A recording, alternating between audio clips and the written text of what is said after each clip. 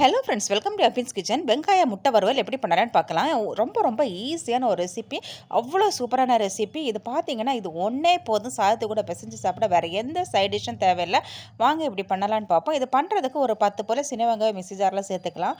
கூட ஒரு 7 பல்லு பூண்டு சேர்த்துக்கலாம். அப்புறம் பார்த்தீங்கன்னா மிளகுத்தூள் ஒரு அரை டீஸ்பூன் சேர்த்துக்கலாம்.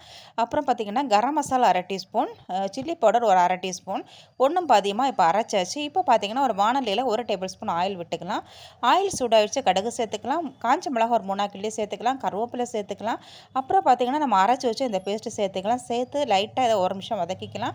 ஒரு 1/4 கப்பு தண்ணி மிக்ஸி ஜார் அலசி தண்ணி சேர்த்துக்கலாம். இப்போ சேர்த்தாச்சு. இப்போ நல்ல மசாலாலாம் சுண்டை வெந்துச்சு. இப்போ பார்த்திங்கன்னா 3 முட்டை உடச்சி விட்டுக்கிறேன். இப்போ ஒரு 1/4 டீஸ்பூன் உப்பு சேர்த்துக்கலாம். சேர்த்து லைட்டாக இதை கிளறி விட்டுக்கலாம். அப்பப்போ கிளறி விடணும், ரொம்ப போட்டு குடையக்கூடாது.